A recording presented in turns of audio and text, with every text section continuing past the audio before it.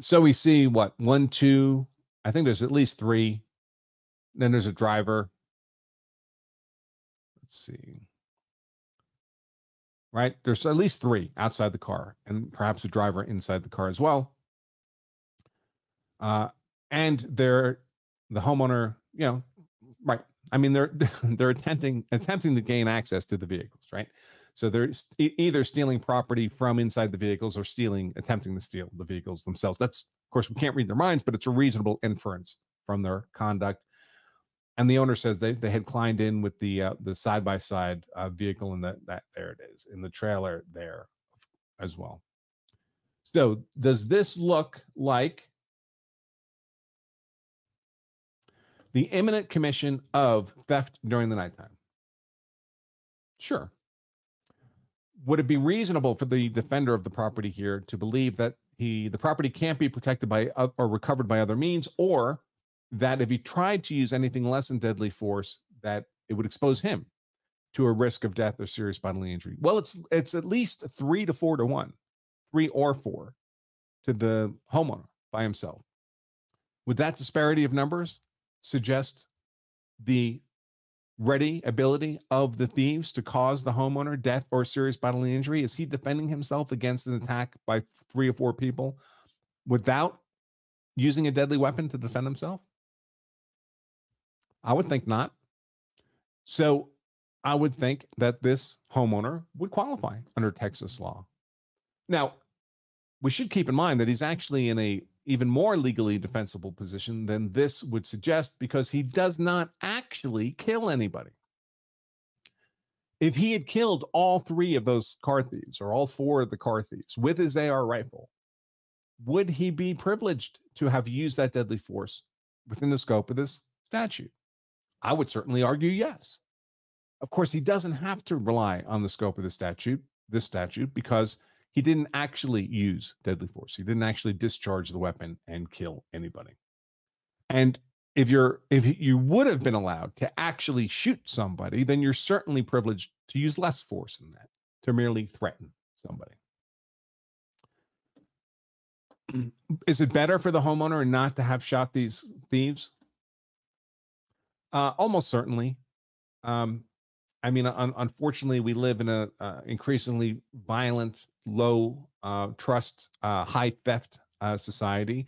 If there's 1,000 car thefts in a city in a year, it's not 1,000 individual thieves stealing 1 car each, right? It's 20 thieves stealing a car every week, each of them, to get to 1,000 stolen cars. And if you could capture and prosecute and convict and imprison those 20 people, all the car thefts would stop. But we're not willing to do that anymore as a society. Far too often, we're not ready to do that. So especially if they're not captured, obviously nothing's going to happen. But even if this homeowner had held them at gunpoint, they'd been arrested, I would not have a high degree of confidence, depending on the jurisdiction, that anything substantive was going to happen to them. I mean, here in Denver, we have car thefts are through the roof, even out of the airport, Denver International. It's a real problem, and it's a problem largely because the car thieves we do catch, we're not prosecuting, we're not convicting, we're not putting in prison.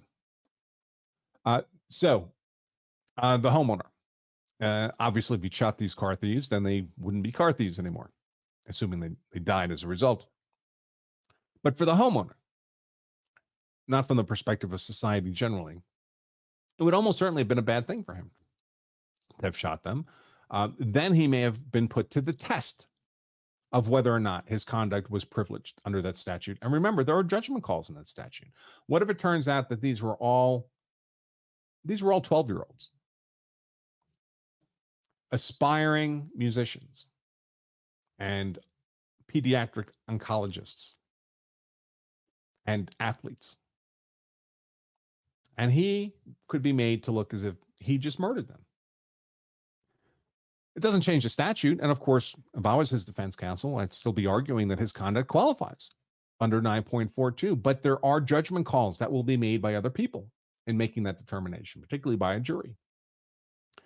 And what if the jury is sympathetic to the weeping mothers of those 12-year-olds? Maybe the 12-year-olds, we saw the defender here, is an older white gentleman. What if the 12-year-olds were young black kids? Could there be marches in the street against this homeowner? Could he be made to look like a horrible racist? Will Ben Crump show up? All of that could happen. And none of that's going to happen now because nobody was actually shot and killed.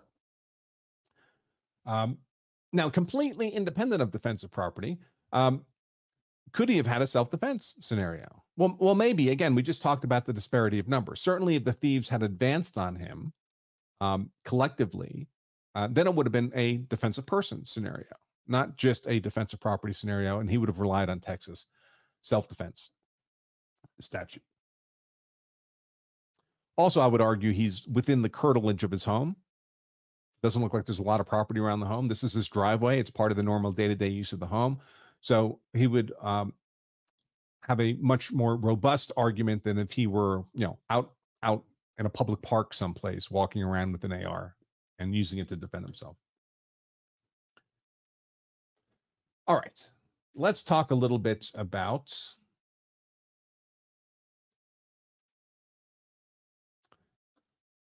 defending other people's property, because it's a little different. The rules are different. And this falls under the next Texas statute, Texas Penal Code 9.43, protection of a third person's property, so not yours.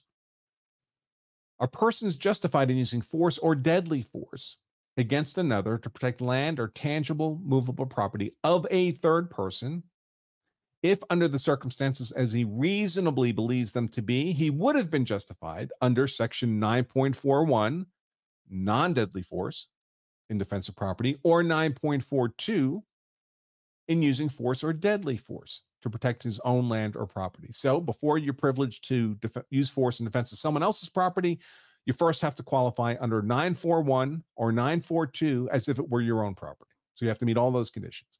But then you have to meet even more conditions that don't apply when you're defending your own property. One, you have to reasonably believe the unlawful interference constitutes attempted or consummated theft of or criminal mischief to the tangible, movable property. Or, so that's one set of conditions that would privilege you to use force or deadly force in defense of some other person's property. Or you reasonably believe, and again, every one of these reasonably believes, folks, that's obviously a subjective target of attack for the prosecutor, right? And a prospective point of failure of your legal defense with the jury. Or the actor reasonably believes that, and these are alternative conditions, the third person, the other party whose property it is, has requested his protection of the land or property. So this might be, you hear a woman scream, "Oh my God, that guy stole my purse." And you see a dude running down the street with the purse. Somebody stop him. Has she now requested that some other person, you, help protect that property? Yeah, she's made the request. So you would satisfy this condition, and that would be all you need if you've satisfied the already covered conditions. But what if she doesn't make that request? What if you just hear her shriek and she's looking with her hands outstretched towards the thief and he's running away with her purse, but she doesn't make a request for anyone to help her? She's too shocked. Then you don't meet this condition. So then you would have to meet either the conditions of B or C. B is you had a legal duty to protect that property, that third person's property. How might you have that legal duty? Well, you might be a security guard. You might be a loss prevention agent hired by the store. Your job is to protect the property from theft. Therefore, you would have a legal duty to protect that other person's, the store's property, from theft. Or a third set of conditions you might meet, or the person whose property is being taken, the property you're defending is the property of a person who is your spouse, parent, child, or lives with the defender, or is under the defender's care. Now, that seems to cover, close family relationships, social relationships, but it doesn't include grandparents or aunts and uncles or cousins or stepchildren. If you haven't adopted, they're not legally your child. Or ex-spouses, fiancés. So are you going to remember in the heat of the moment which precise family relationships would qualify under this defense of other people's property statute in the heat of the moment?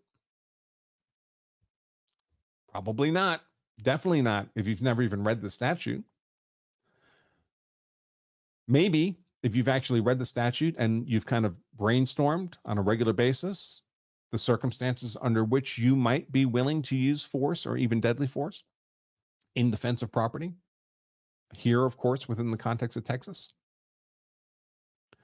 But this is what I talk about when I say that a lot of the cases I consult on involve people who've never been in trouble with the law a day in their lives, who genuinely believe their use of force was lawful, who genuinely have a subjective belief that their use of force was within the legal boundaries.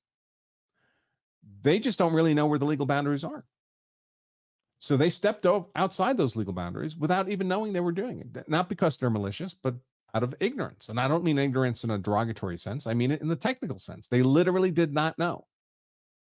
They just didn't know where the legal boundaries were. So if you don't want to find yourself in that position, then I have a couple of suggestions. One is that you